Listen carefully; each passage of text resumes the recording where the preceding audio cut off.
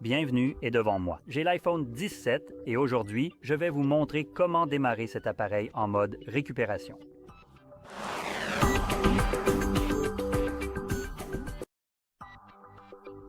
Donc, si vous utilisez un Mac, il vous suffit de brancher votre appareil et d'ouvrir le Finder. Le nom de votre iPhone apparaîtra alors dans la barre latérale.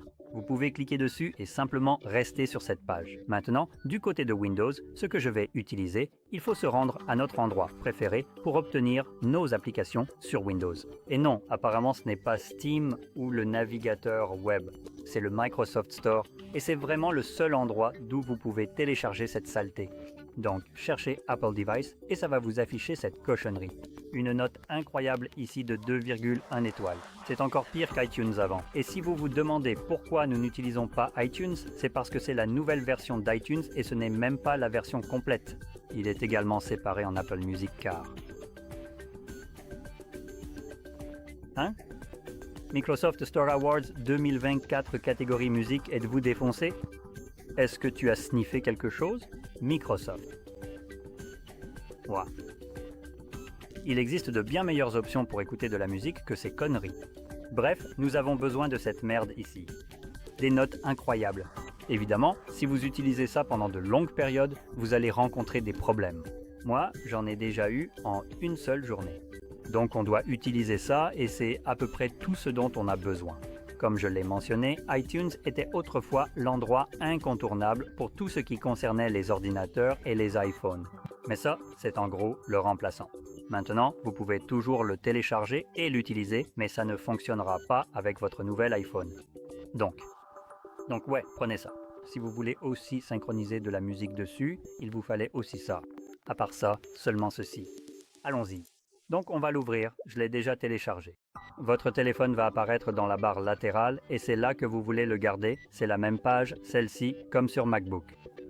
Donc maintenant, pour mettre l'appareil en mode récupération, et évidemment il est branché, je vais appuyer sur volume haut, volume bas, puis maintenir le bouton d'alimentation. Il faut le maintenir aussi longtemps qu'il le faut pour entrer en mode récupération. L'appareil va s'éteindre, puis il va commencer à se rallumer avec le logo Apple.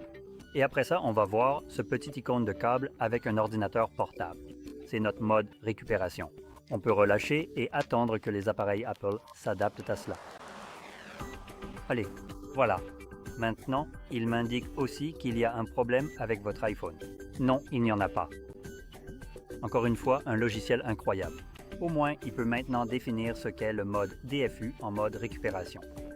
Donc il y a eu quelques progrès en 17 ans, mais c'est à peu près tout. Maintenant, vous pouvez voir qu'il nous indique qu'il est actuellement en mode récupération. Nous pouvons mettre à jour notre appareil ou restaurer l'iPhone. Maintenant, ne t'énerve pas pour autant. Ce n'est en fait pas vraiment une restauration, c'est une réinitialisation. Tu pourrais être confus par le nom, mais je suis sûr que Tim Cook l'est aussi. Parce que selon cette définition, on dirait qu'il est juste sénile à ce stade. Ce n'est pas une restauration. Restaurer impliquerait que tu puisses restaurer des données dessus, ici tu fais juste tout supprimer. Donc faites très attention à cela. Voilà, c'est à peu près tout ce qu'il y a à savoir sur le mode de récupération. Maintenant, si tu ne fais rien ici, tu peux en sortir simplement en maintenant à nouveau le même bouton. Donc volume haut, volume bas, puis maintiens le bouton latéral. Cela va redémarrer l'appareil, donc quand l'écran s'éteint, tu peux relâcher et il va automatiquement se rallumer et entrer dans le système iOS normal.